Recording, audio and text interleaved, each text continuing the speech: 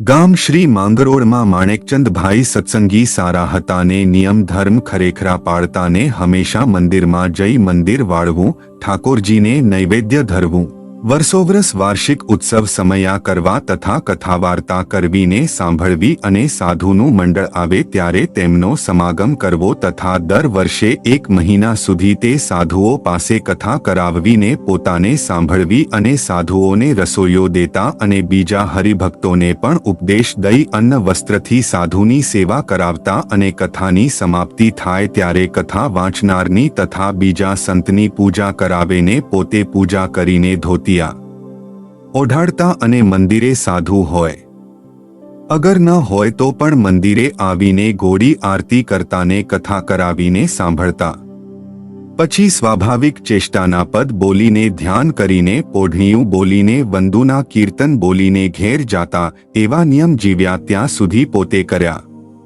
અને આયુષ્યને અંતે સાવ સાજા હતા ને બપોરે જમવા બેઠા પછી જમીને ચડું કરી જળપાન કરીને બેઠા તે વખતે પોતાને પેટમાં જરાક ચૂંક આવવા લાગી ત્યારે પોતાના દીકરા રણછોડભાઈને કહ્યું, આજ મને પેટમાં ચૂંક આવે છે માટે ભજન કરો એમ કહી પોતે ભજન કરવા લાગ્યા ને ઘરના પણ સહુ ભજન કરવા લાગ્યા તે ઘડીએ માણેકચંદભાઈ બોલ્યા કે આ જુઓ શ્રીજી મહારાજ તથા ઘણા સંત મને તેડવા આવ્યા છે માટે હું તેમના ભેગો ધામમાં જાઉં છું એમ કહી પોતાના દીકરા રણછોડને મંદિરની ભલામણ કરી પછી તુરત દેહ તજીને શ્રીજી મહારાજ ભેળા અક્ષરધામમાં ગયા.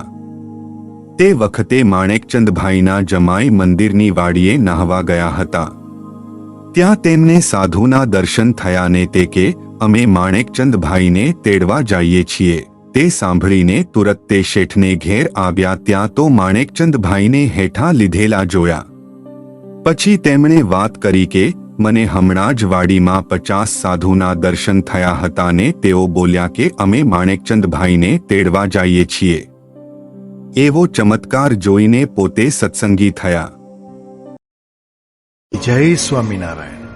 આ ચેનલનો મુખ્ય ઉદ્દેશ્ય ધર્મનો પ્રસાર કરવાનો છે તથા ભગવાન સ્વામિનારાયણની અલૌકિક લીલા અને સારા વિચારો લોકો સુધી પહોંચાડવાનો છે જે જીવનમાં શાંતિ અને સુખ તરફ દોરી જાય છે. આ ચેનલ પરથી જે પણ ધનરાશિ પ્રાપ્ત થશે તેમનો ઉપયોગ સમાજ સેવા, ગૌસેવા તેમજ લોક ઉપયોગી કાર્યોમાં થશે. ચેનલ સહજાનંદ ગાથા સબસ્ક્રાઇબ કરો, વિડિયો લાઇક કરો અને હા તમારા મિત્રો સાથે શેર કરો. જય સ્વામિનારાયણ. આ ચેનલનો મુખ્ય ઉદ્દેશ્ય ધર્મનો પ્રસાર